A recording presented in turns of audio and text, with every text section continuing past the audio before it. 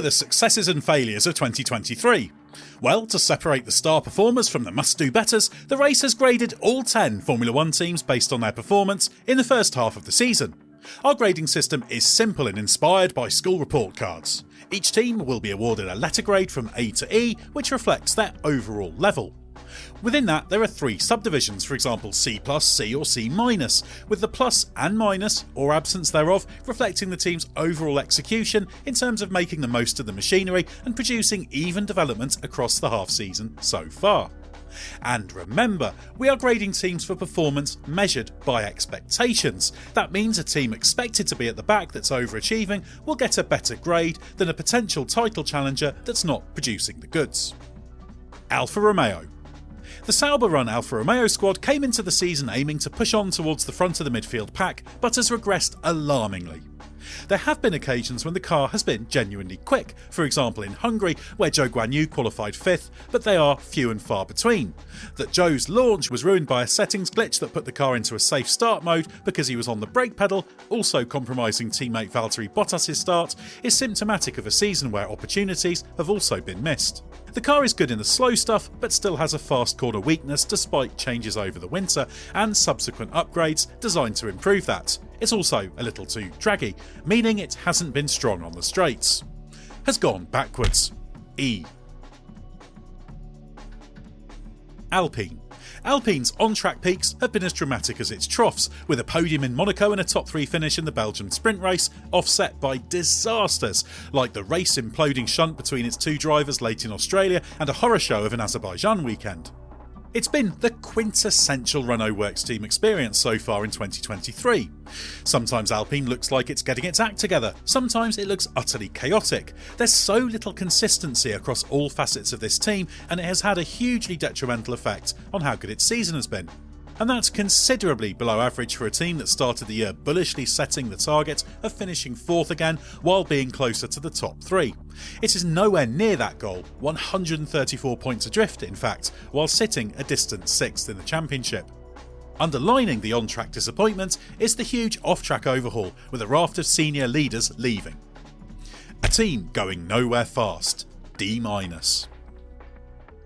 AlphaTauri.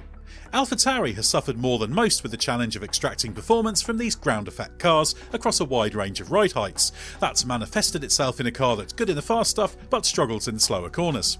In particular, it suffers from rear end instability in the late entry phase, then mid-corner understeer, a stubborn trait carried over from last season. A floor upgrade introduced at the British Grand Prix shortly before the August break didn't appear to bring a big improvement in this weakness. Given AlphaTauri can lean on Red Bull for 2022 specification parts using its rear end, as well as benefiting from sharing its wind tunnel, this isn't good enough. That's contributed to the intention to move much of the team to the UK and increase the number of Red Bull parts used in future. Must do better. D. Haas. Were points to be awarded based on qualifying, Haas would be having a much better season, despite the fact that only Nico Hülkenberg has consistently been able to extract pace from the car, while Kevin Magnussen has struggled. The trouble is that while it has an impressive turn of pace over a single lap, that usually vanishes in races owing to how hard the car is on the tyres.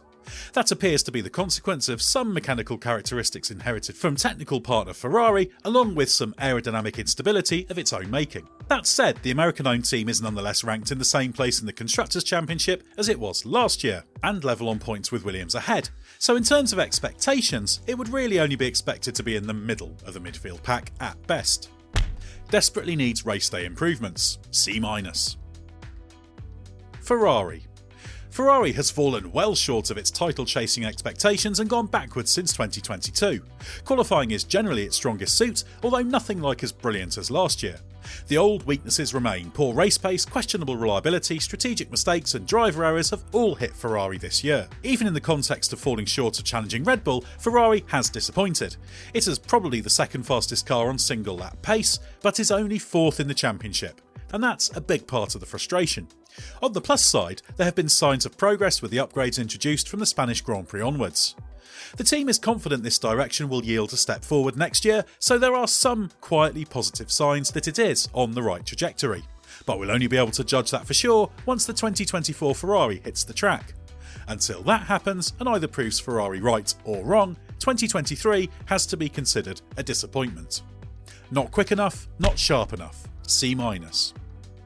Mercedes. Mercedes is underachieving against the benchmark set by Red Bull, and the team's peaks have been fairly unimpressive. In fact, it is barely the third fastest on average, just pipping Aston Martin.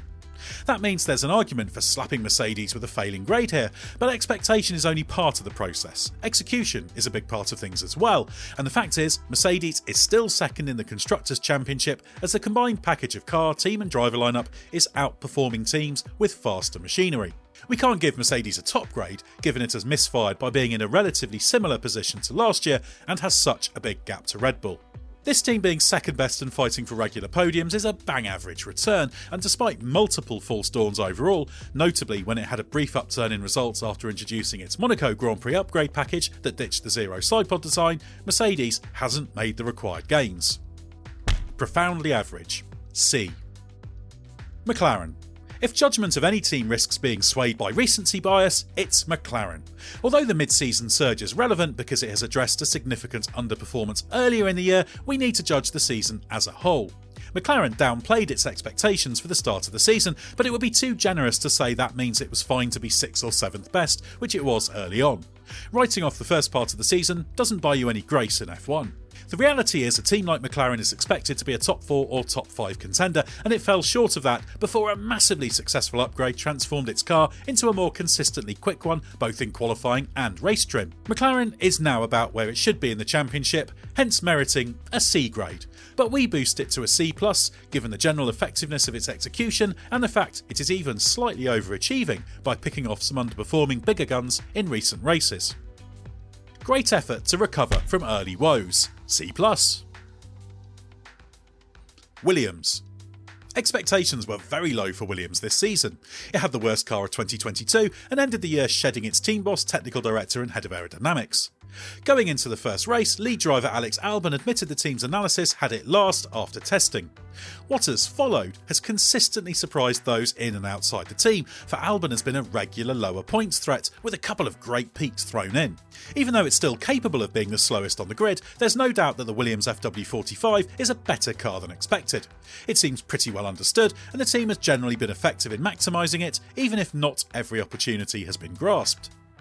While the ultimate performance is still lacking, hence only fighting for 7th in the championship, the bottom line is Williams is overperforming relative to expectations and in decent shape for this phase of its recovery. Vastly exceeded low expectations, B. Aston Martin. Aston Martin's spectacular leap forward for 2023 has been one of the big stories of the season, and rightly so, as it has leapt from 7th in the championship last year to 3rd.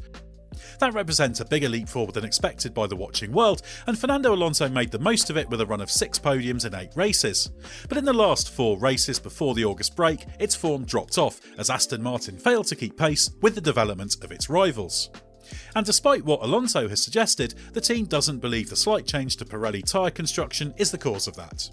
The Aston Martin has generally been a car at its best in the slow and medium speed corners, hence it had potentially race-winning pace at Monaco.